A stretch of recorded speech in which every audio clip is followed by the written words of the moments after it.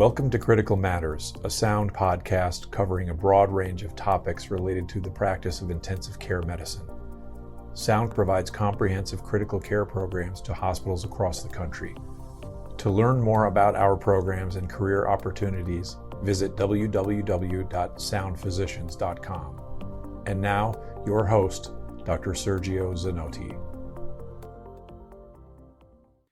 Primum non nocere, first do no harm, is an old dictum, a first-order principle in medicine. It probably originated millennia ago in the Hippocratic era and remains relevant to the practice of medicine. In today's episode of the podcast, we will discuss mechanical power and ventilator-induced lung injury. Mechanical ventilation is a common therapy in the ICU and a perfect place for us to apply primum non nocere. Our guest is Dr. Jason Bartock. Dr. Bartock is an intensivist at Cooper Medical System, and he's a critical care fellowship director at Cooper Medical School of Rowan University, both in Camden, New Jersey. Dr. Bartock is an outstanding clinician and educator, a ventilator nerd, and a dear friend. Jason, welcome to Critical Matters. Thanks for having me. I really appreciate it. Well, today we're going to tackle a really nerdy topic that, as we were discussing before we started recording, we believe is super important for all our practicing intensivists and APPs at the bedside to hear about.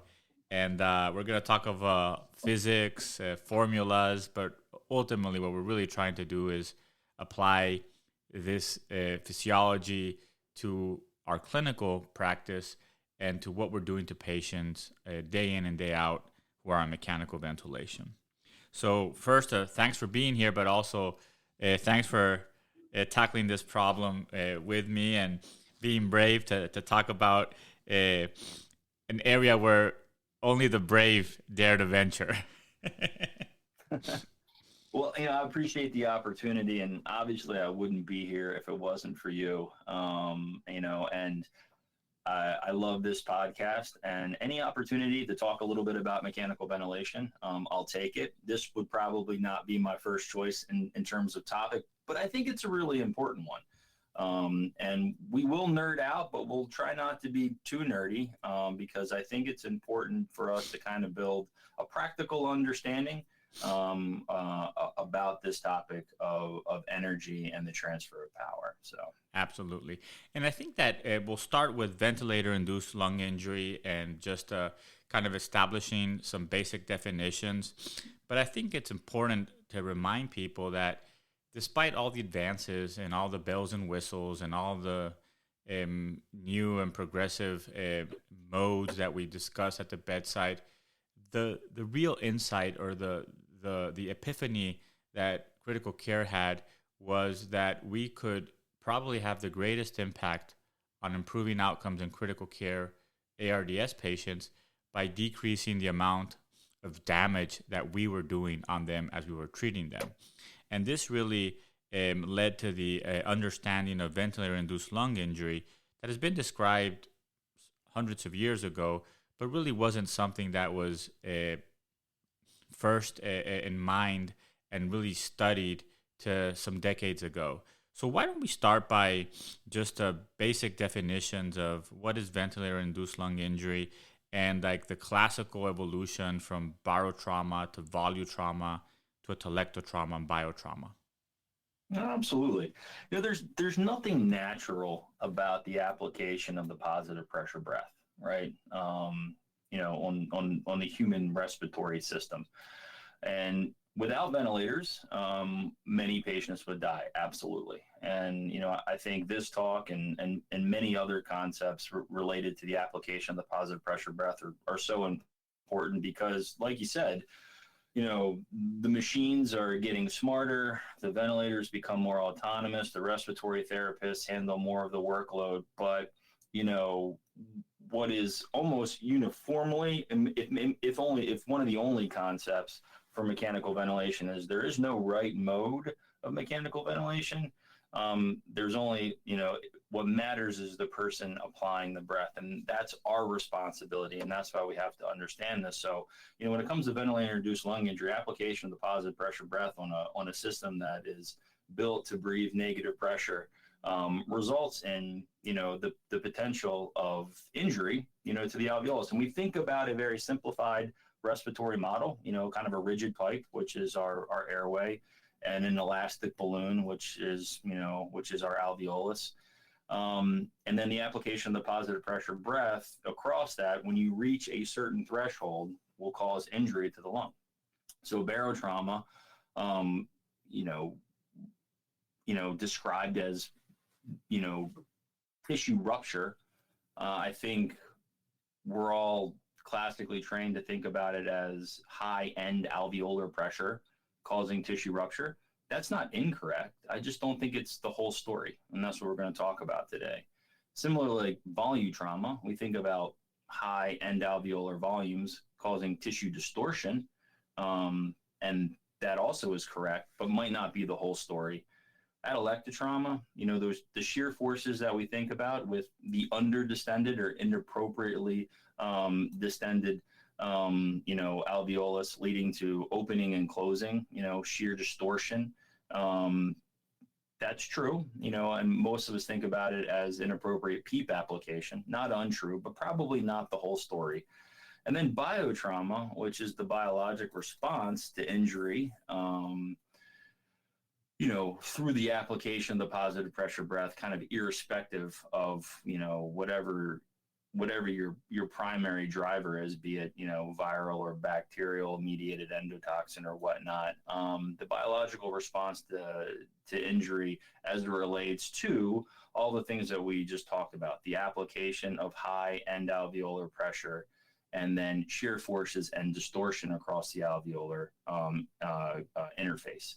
So I think all of these things are what cause worsening injury, and this cycle of progressively worsening, baby lung physiology. If we're talking specifically about acute lung injury and ARDS, you have hypoxia. This is one of the things that John Marini sort of coined, which is like the VILI vortex. We'll talk more about that. You have hypoxia, you have high application, high respiratory rate. Then you have, all of these things that we talked about, high distending pressures, high shear forces, then causing worsening capillary leak, and then worsening hypoxia. And then you start to lose more and more lung tissue. And then you find yourself in a place where you can't rescue a patient. So ventilator-induced lung injury has been talked about for a very long time. I think we all have a good practical approach to trying to minimize this lung injury by thinking about static pressures and the static pressures that we use for best outcomes in our patient. But I don't know that it's the whole story. And I hope that we can sort of tease out some of the important concepts today. Perfect. And I think that you talked about some static pressures, and I want to go there next, but also worthwhile to just remind our listeners that the landmark study that really demonstrated that if we intervened in a way that would minimize what we understood as ventilator lung-induced injury could actually improve outcomes in patients with ARDS was published in 2000.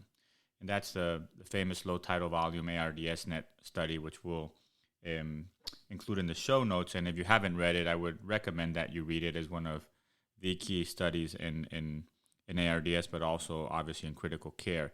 But we then adopted this idea of lung protective ventilation, which, the way I understand it, Jason, is really being very deliberate, intentional, and conscious of settings in the ventilator to the point that we're trying to prevent further damage from the positive pressure ventilation that we're delivering.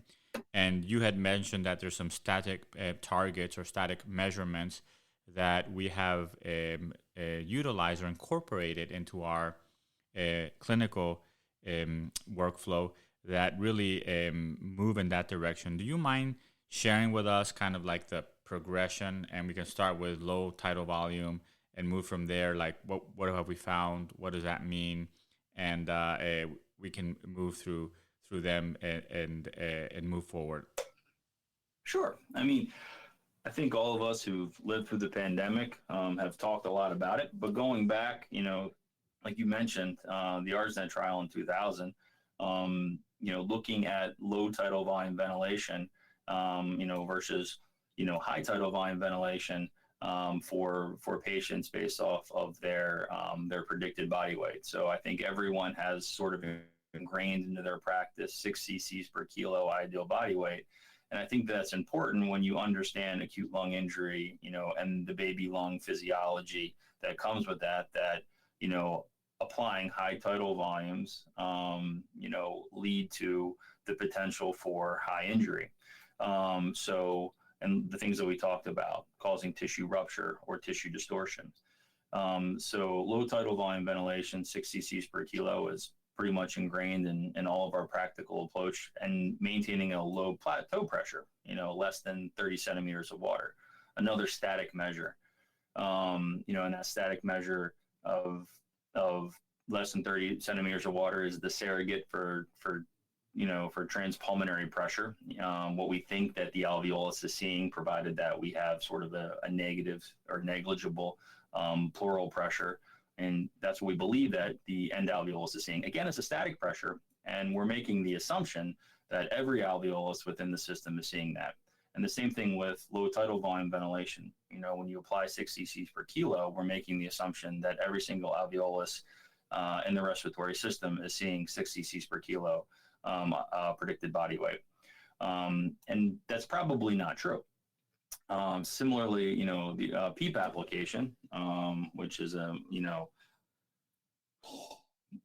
has been studied, not showing, for the high PEEP trials, the mortality benefit that certainly low tidal volume ventilation and low pressure targeting showed, but maintaining adequate PEEP to prevent collapse and optimize total lung compliance is still one of our practical approaches.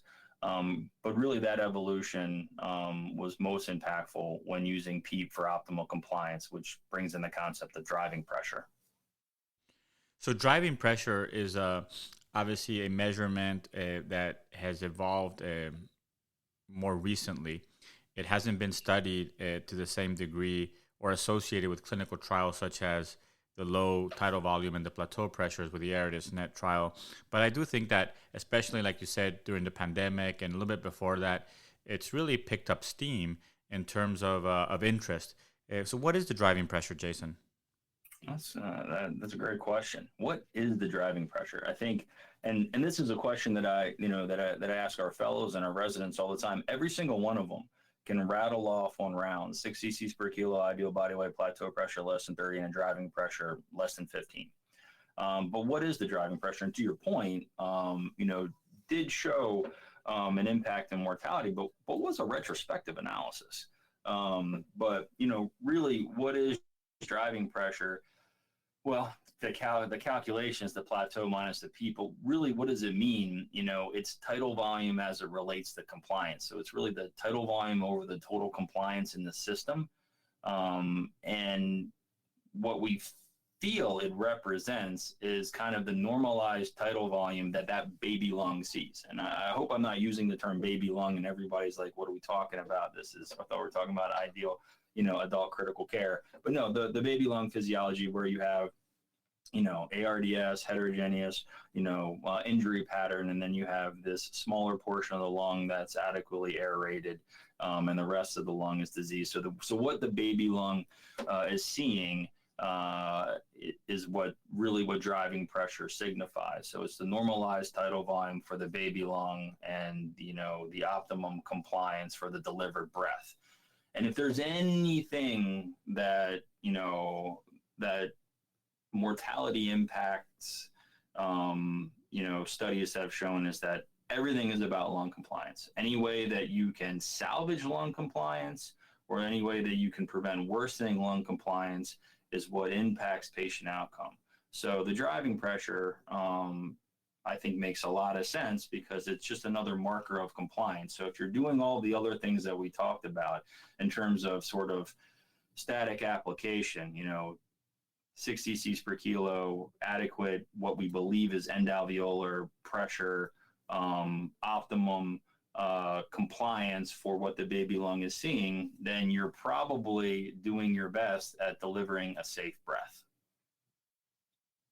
Perfect. So these are all static measures to some extent, and especially anything involving the plateau pressure involves inspiratory holds, and there's always question of how accurate those could be if not done in the right conditions. But what are other limitations of using a static measure for such a dynamic and heterogeneous process?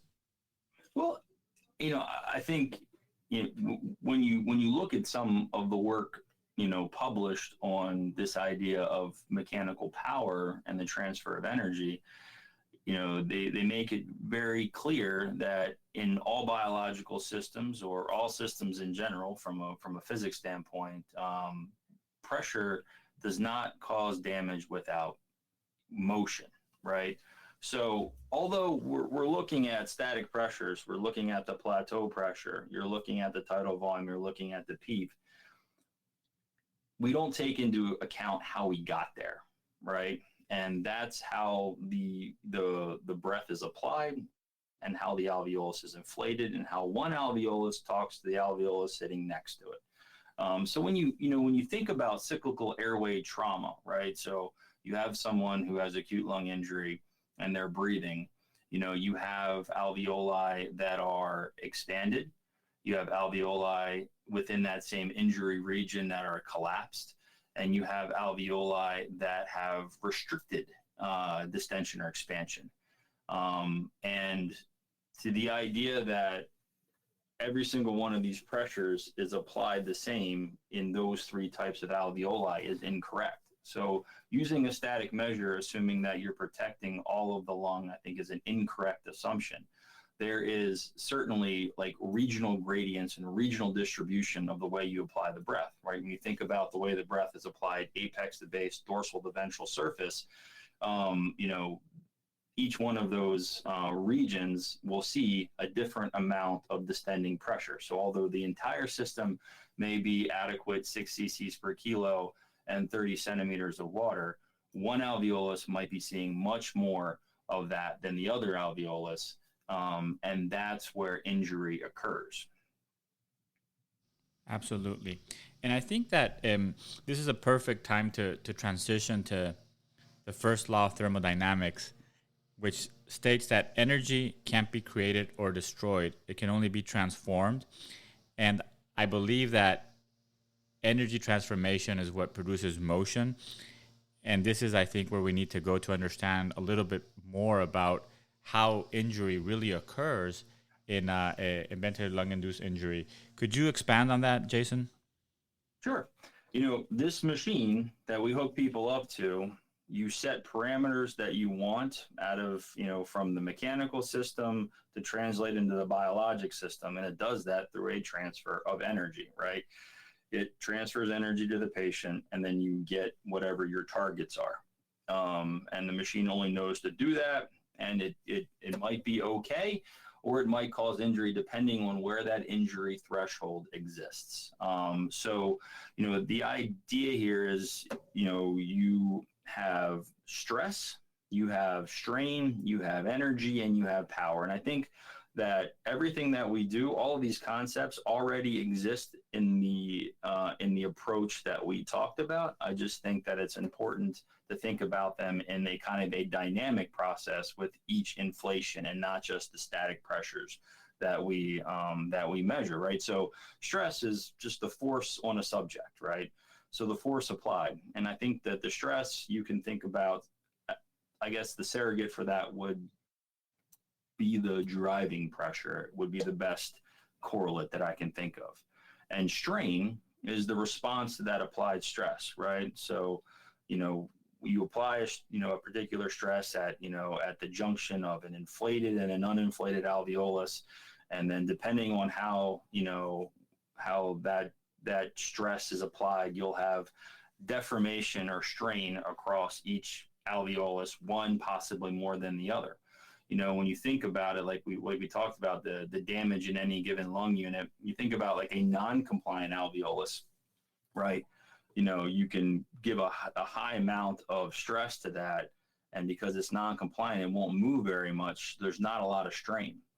But in a very compliant alveolus, if you give the same amount, right, of stress, you'll get, it will overdistend and overstress, and then there's a lot of strain applied on that.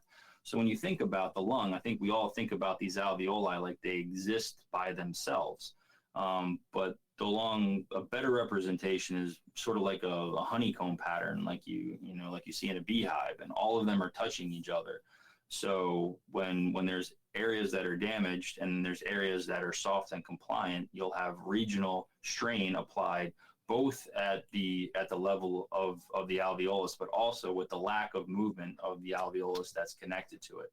I think that that's an important concept, stress and strain, and then how that translates to energy. So, strain is very important when it comes to ventilator-induced lung injury. And that's a dynamic concept, not a static concept. So like we just talked about, you apply a certain amount of stress and there'll be strain across that alveolus. That will cause injury. And then energy on top of that will also cause injury, injury, right? So, we have with each breath, a certain amount of potential energy, and that potential energy is then transferred into kinetic energy, which will be heat and distortion, right? As it's transferred across that alveolar, that end alveolar wall. So, when you think about the energy transferred from the machine, it's what it takes to distend the lung, what it takes to push the gas, and then what it takes to keep the lung open at the end. And that's the total energy transfer, right? So just to try to simplify everything, right? You have, regional gradients that all of these breaths are being applied to. You have a certain amount of stress that will vary depending on which region it's being applied to, and then a certain amount of strain in response to that stress. And it can be exacerbated by high energy, right? So what it's going to take to open and distend that alveolus, what it's going to take to push the gas in, and what it's going to take to keep it open. So that's the idea of stress, strain, and energy. And I think that it's, that's a dynamic process. And it's not just about static end alveolar pressures. In order to cause damage, you have to have motion, and with each one of these breaths, we cause motion, and it matters where it's being applied. It matters how it's being applied, and with how much energy it's requiring. And I find it interesting that there's obviously an analogy to when we talk about hemodynamic monitoring in static measurements and dynamic measures. And I think it just speaks to the reality that biological systems and everything that we're interested in is a dynamic and complex process, right? So as we move from a chalkboard static analysis and a reductionist kind of view to something that's more integrated and dynamic, we probably are closer to what's happening and hope to be closer in predicting what we need to do, which I think is very interesting. And we just have jumped from our original static measures that have served us well and still are, I think, are evidence-based, but we're now, as we understand more, moving into more of a dynamic area. What's intensity, Jason? So intensity is an interesting concept, right? So, you have energy, right? And I guess we can just kind of jump into the concept of power, which is just energy transfer per unit time, right? So here with each one of these breaths, right, we're trying to open, apply a volume, and then maintain an end alveolar pressure. And with that, we transfer energy across that alveolus, and potentially, in a high energy state will cause worsening damage. Energy, right? When we said, what it takes to distend the lung, to push the gas into the alveolus, and then to keep it open at the end of exhalation. That's volume, total pressure applied, flow and PEEP, and then power is energy transferred per unit time. There are various mechanisms of power amplification. So, when you think about the total amount of power applied to the alveolus, there are certain things that will amplify that power and then amplify the potential for injury, I should say. So intensity is one of those things, all right? So it's really the amount of energy applied, or power per amount of surface area. So when you think about, baby lung physiology, if we're applying a high energy breath, right, because you have a lot of heterogeneity and a lot of disease, as the surface area that you apply that breath or that energy over starts to decrease, the intensity goes up and the potential for injury goes up. So what does that mean in terms of static pressures, right? So you can have two ARDS lungs, right? Both of them could have the same plateau pressure of 30. Both of them could have the appropriate PEEP for compliance, meaning the same driving pressure of 15, but one could have significantly less surface area than the other, and you're applying a 6 cc per kilo breath to that. The one with the less amount of surface area will have a much higher amount of power delivered per breath, if that makes sense. Your static pressures are all still the same, right? Plateau pressure is the same, driving pressure is the same. Total surface area in one is less, so there's more power, there's more energy transfer per breath, so there's more injury per breath. So I think that's why it's also important that the static measurements don't speak to everything, because we're not thinking about it in terms of dynamic transfer of energy.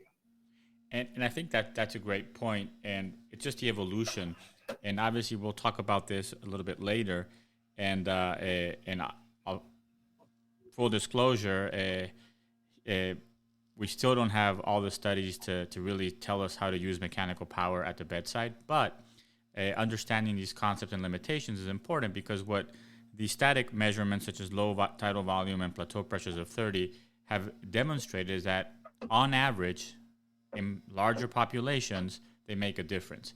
But as we evolve in our understanding of critical illness, our goal eventually is to, for each individual patient, optimize our treatment and minimize the lung injury that we might be producing. And that's where we hope some of these concepts eventually will be very, very helpful. So let's talk a bit more about mechanical power. So mechanical power, like you said, is a measurement of energy over time, right? And it's expressed in joules over minute by convention. There are different ways that mechanical power can be measured. Some of them obviously require sophisticated interventions that are more likely to occur in a research setting than in a bedside clinical setting. But a lot of investigators are also trying to develop formulas and validate formulas that perhaps are a little bit simpler and eventually could be integrated to what we're already measuring at the bedside with mechanical ventilation. But why don't you tell us a little bit about the components that influence mechanical power, and specifically, what does it bring to the table that's new from the static pressures that we were talking about earlier? Right. When you think about the equation of motion, and we think about the total pressure within a system, we think about the elastic compartment, and we think about the resistive compartment, and the things that impact that, right? The variables that impact compliance and the variables that impact resistance, particularly tidal volume, end alveolar pressure, PEEP, and flow, and total diameter. I don't think a lot of us were ever taught that the resistive compartment has a lot of impact on alveolar injury, right? I mean, it's supposed to be the large airways, but there, even at the level of the small airways, there is flow application, and across the alveolus there's flow application, and with that, brings things like resistance and transfer of heat. So, when we think about the equation of motion, like I said, start with the idea of energy, and that's taking into account volume, total pressure, the flow applied, like I said, not something that we think a lot about, and then certainly end alveolar pressure. And, sort of PEEP is a double-edged sword. With good PEEP application, you can optimize lung recruitment and compliance, and the system will benefit from it. With high PEEP application or PEEP above optimal compliance, it will certainly add to additional strain across the alveolus. So PEEP will increase the energy in the system if it's above optimal PEEP and above threshold, is what I want to say with that. So I don't want you to think that PEEP's a bad thing just because it's on the energy side of the equation. But certainly the volume, the total pressure applied, the flow, and the PEEP make the energy. And then, that energy transferred per unit of time, which is the rate, gives you the mechanical power. So all the things that matter in terms of tidal volume and total pressure, delivered at a particular rate is mechanical power. What else was your question? Boy, I just got lost in my own head there for a second. No, that's perfect. So I think one of the things that also you were talking about, the different components of mechanical power, the resistive component and the elastic component, and how we have really not pay a lot of attention to the resistive components, right? But I think that studies have shown, more recent studies, and these are animal studies, that you can have, like you said, the same tidal volume, right? The same pressure and PEEP applied, yet a difference in respiratory rate will have a different impact on the amount of lung injury. A difference in flow, or how that breath is delivered, and inhalation and exhalation can also have a different impact. So could you re-emphasize that, or the relationship or the impact that respiratory rate and flow have in this mechanical power component? Absolutely. So, with flow application, when you think about, increasing, the inspiratory flow rate, some of us may do that because we may want to deliver the breath faster. Or if you change, flow patterns, whether you're sort of using a more traditional or widely used mode of mechanical ventilation like volume control that has continuous flow, or if you're using something that's pressure control or PRVC, where you have a decelerating flow ramp, or if you have a smart ventilator, you may have a ventilator that can give you a volume control ventilation with a computer generated decelerating flow ramp. Okay, I hope I didn't lose anybody on that, but just the way that you deliver the flow, the rate at which you deliver, flow, for a fixed, say, diameter, will increase resistance. And with that, there's transfer of energy, right? Usually thermal energy or heat, which will cause distortion and potentially injure the alveolus. You can see this in some animal models, where they look at variable flow patterns, right? And variable modes of mechanical ventilation. John Marini published a paper looking at different flow applications per mode of mechanical ventilation and seeing different injury patterns. There's another paper looking at histopathology of pig lung with different flow patterns. So something that that may have a higher peak flow or generate your tidal volume quicker. Certainly, you can imagine if you're going to generate that volume quicker, like something you would see in a decelerating flow ramp, all right, where the application of flow is highest at the beginning of the breath, lowest at the end. So, and to get the pressure or to get the volume faster, there's more energy delivered across that. That unit, whatever unit you're applying that to in the diseased lung. So there is the potential of flow causing ventilator-induced lung injury, which is a component, of the equation of motion that we never really used to think was deleterious to our patient. When we would augment flow rates or breath timing. I guess would be one thing to take into consideration. And certainly respiratory rate is very powerful.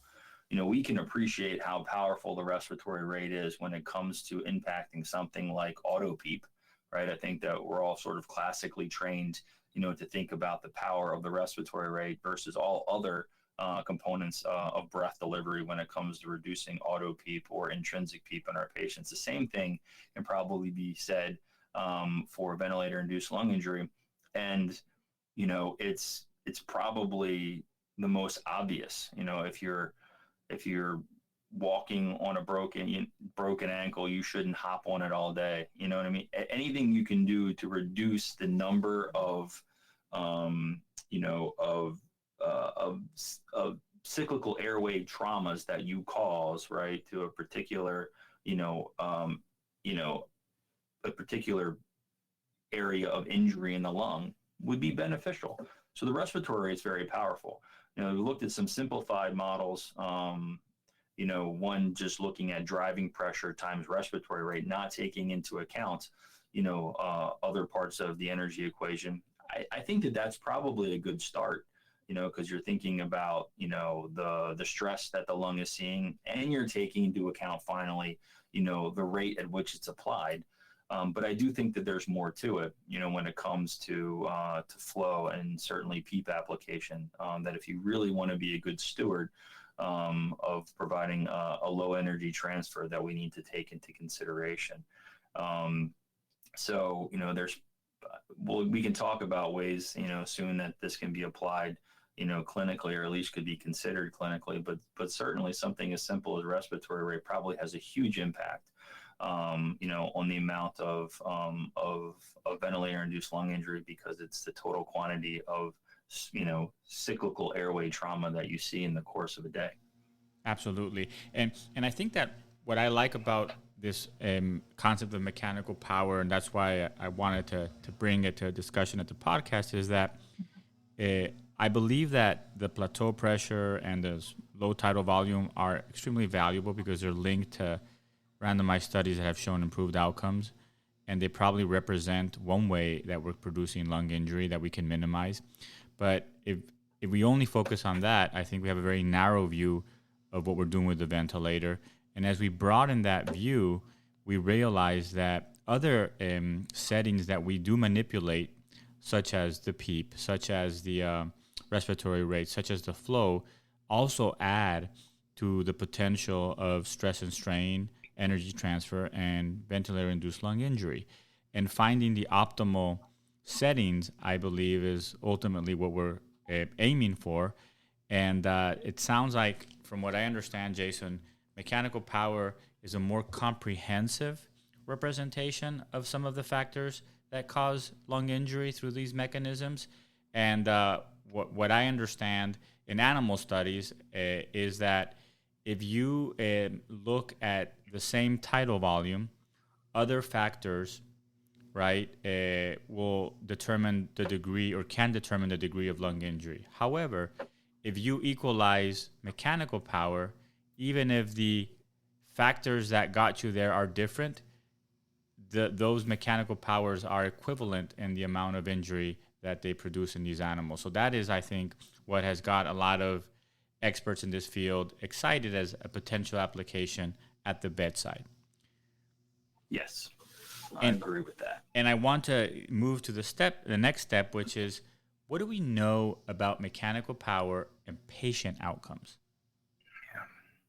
I think much of the data, or I should say all of the data that I know of is retrospective. I think when you're able to, and some of it will be interesting, coming out of the COVID-19 pandemic, where I think our practical approach to ARDS care really became nice and systematic. I can certainly say the same in our own practice. When you're able to control a lot of these variables, and all patients, are the same in terms of static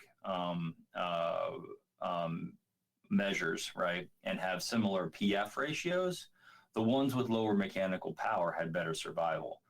And I think that plays into, going all the way back to the very beginning, that there's a lot of heterogeneity going on within this respiratory system that the static measures give you a global idea of what's being applied, but doesn't give you, the appropriate insight into, sort of the regional application of those, of the breath, and how injury might still be occurring, right? So, if you are able to control for all of the static variables, but the ones with lower mechanical power did better, I think it makes sense, because either you're able to get to a lower mechanical power because you're better able to apply that stress, over the entire system, or you're able to reduce the total number of cycles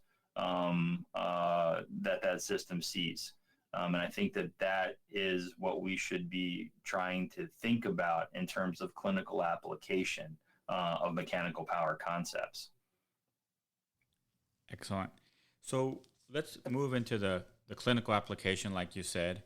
And it seems that there are a couple of things that are still missing from mechanical power. One of them is measurements of mechanical power that are readily accessible at the bedside. So a lot of these real measurements require techniques or require setups that are more likely to occur in research settings, like we said, than the bedside. But there are groups, and under Dr. Gattinoni and other groups, that have actually proposed for specific types of mechanical ventilation simplified formulas that could easily be incorporated into measurements on software in the ventilator, and I would imagine that's going to come soon, and we'll see more of that. The other thing that seems that, from what I understand, Jason, that is missing is we still don't have prospective studies that have shown that a strategy targeted at a mechanical power of X versus Y makes a difference, right? So hopefully those will come in the near future as well. But could you tell us what we can do today? And really, it's how would you encourage our listeners to be better stewards of the ventilator and minimizing ventilator-induced lung injury? But before you go there, actually, what I think we didn't really cover is, could you just just throw out some numbers out there in terms of mechanical power? I know that there's still a lot of debate, but just to give people an idea of some of the numbers that people have looked at as being a discriminator. Yeah, absolutely. I think there is no consensus as to what, like you would with driving pressure or plateau pressure. I don't know that there's a consensus as to what a safe mechanical power is. I think if you look at studies as a whole, retrospective studies as a whole, we measure mechanical power in terms of joules per minute, really joules per minute per kilo predicted body weight. If you really want to drill down the mechanical power, and I think from all of the studies that I've read, somewhere between 15 and 17 is your threshold. I don't know how helpful that is per se, but I sort of think about it right along the same lines as as driving pressure. If I can remember 15, that's probably the place where I want to be. And then I think, like you mentioned, when there's easier applications than us sitting down, doing calculus at the bedside, or ones that correlate, better, irrespective of mode of mechanical ventilation, which can be a little bit tricky depending on the mode you use. It may impact the formula that you need to use. So I am excited to see if there's that there'll be software added to the mechanical ventilators that might be able to give you sort of a visual readout as to where you stand with your mechanical power. And then you can augment, some of these variables for the breath being delivered. And then you can also think about some of the things that you can do for the patient that may reduce the overall mechanical power, while all of the other best practices in ARDS remain constant, right? Tidal volume, driving pressure, plateau pressure, and now you'll have a continuous readout for mechanical power. What are some examples, Jason, of other things that you would be paying attention to at the bedside? So obviously, I do believe it's important to reemphasize that let's start with what we know, right? So lower tidal volumes, keep the plateau pressures below 30, look at your driving pressure, keep it below 15. But what are other therapies that perhaps, we should be at least think, or not therapies, but interventions that should be in the back of our mind and should at least pose some pause to us and question, if I really go ramp up the PEEP, or if I really ramp up this respiratory rate, could I be having more damage? Absolutely. And these are and I'll just, full disclosure, this is sort of my practical approach. But, when you have all of those best practices applied, and I think about Dr. Marini's concept of the VILI vortex, right, which is, similar to the way we think about, the cycle of heart failure or anything else. You have hypoxia, you have injury, you have, increased minute ventilation, then you have more, biotrauma, then you have worsening, baby lung, and then you can, the surface area that you're applying that breath, even though you can't really objectively appreciate it, continues to drop, and then you have more power amplification, with the same, applied best practices. And those are the things that concern me as I have someone sort of sit on the ventilator and I'm waiting for them to get better with all of my static measurements optimized. I worry that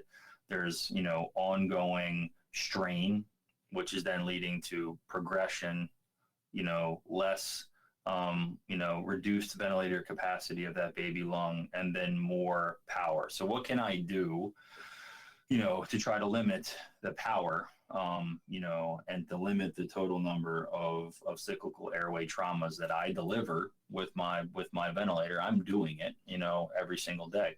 So I think the first thing that I think is most powerful is thinking about the respiratory rate, and where you, and where you are with relation to permissive hypercapnia.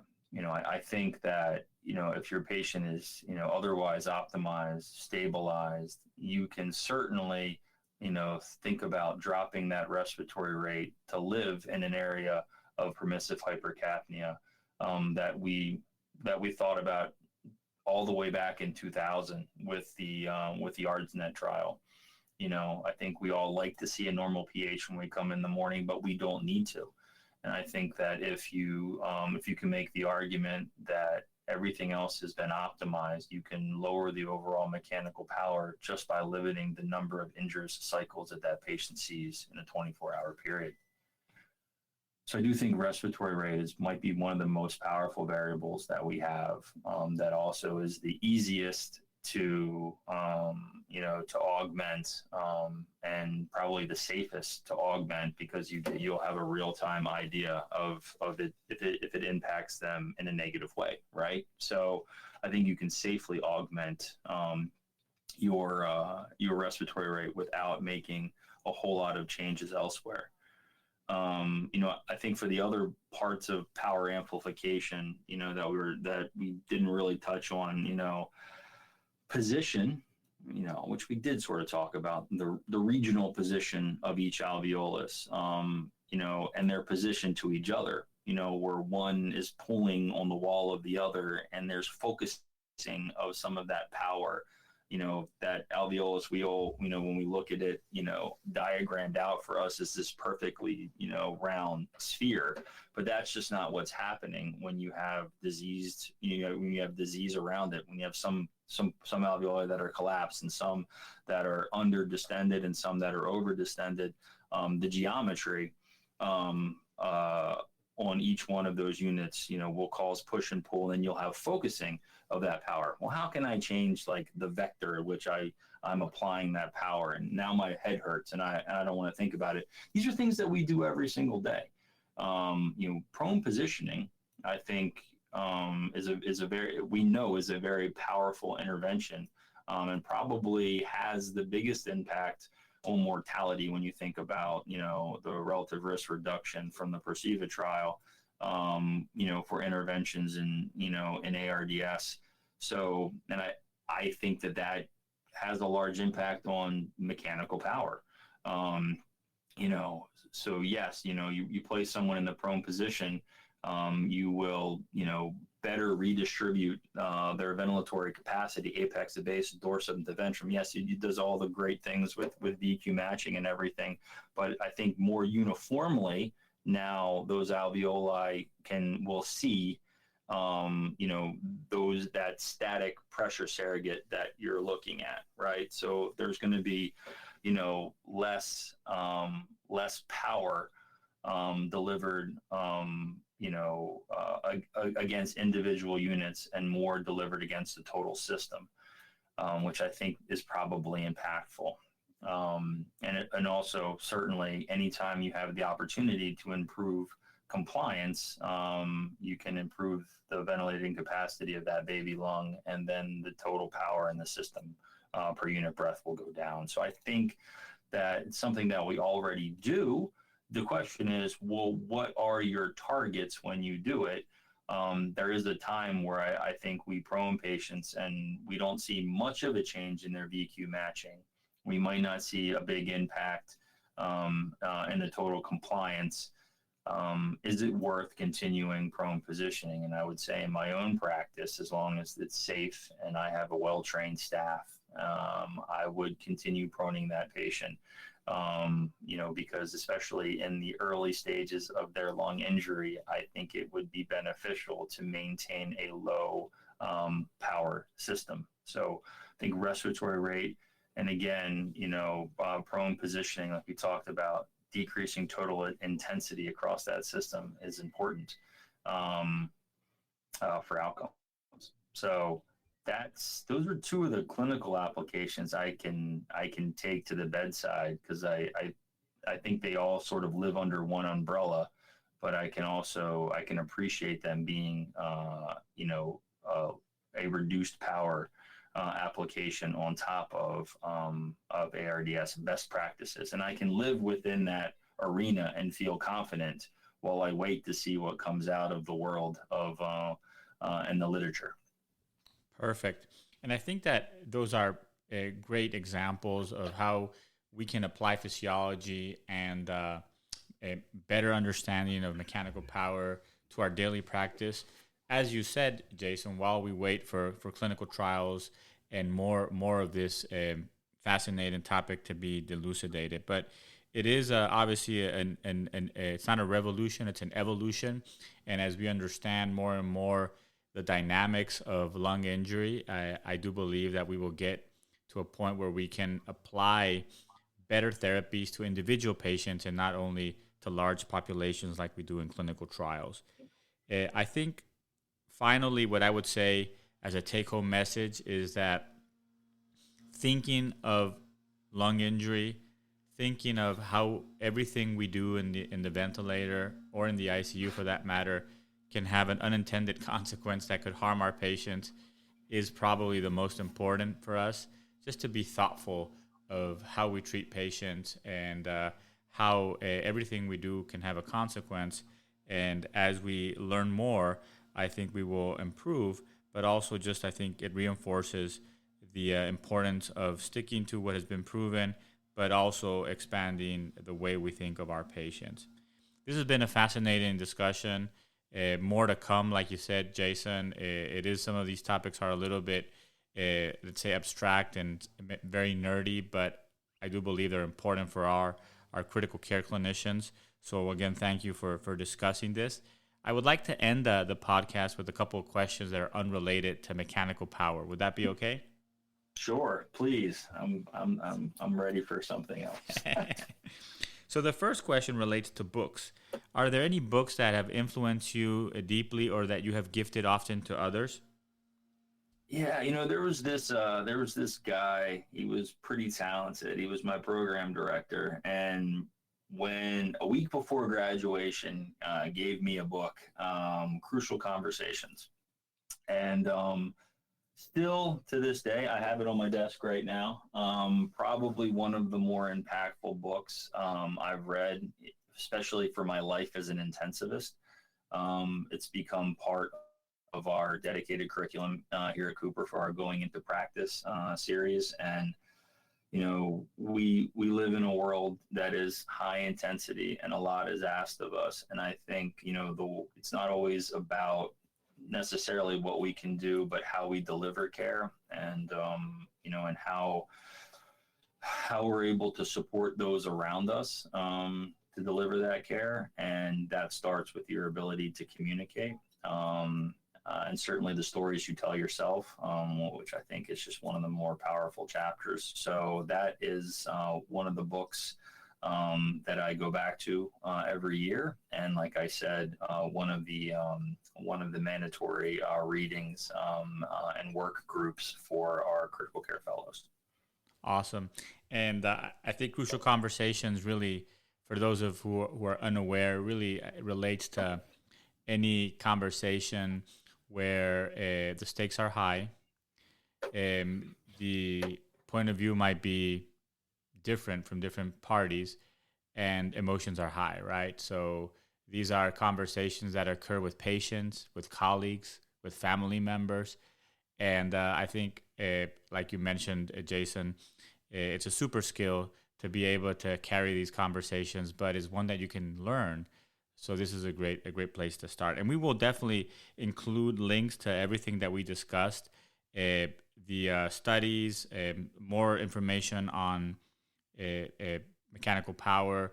There's a wonderful website that Jason and his faculty have created for mechanical ventilation that is open access that he will share with us.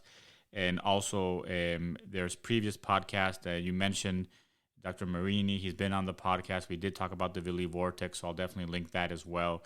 And I think it'd be of interest for our listeners. The second question, Jason, relates to beliefs.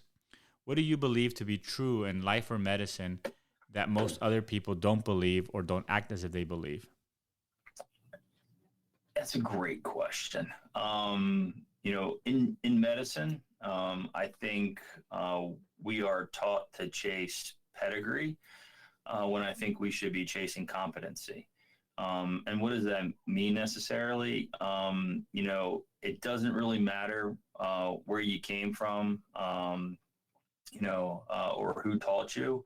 What matters is when you're called to rescue someone, can you perform? Can you transfer knowledge?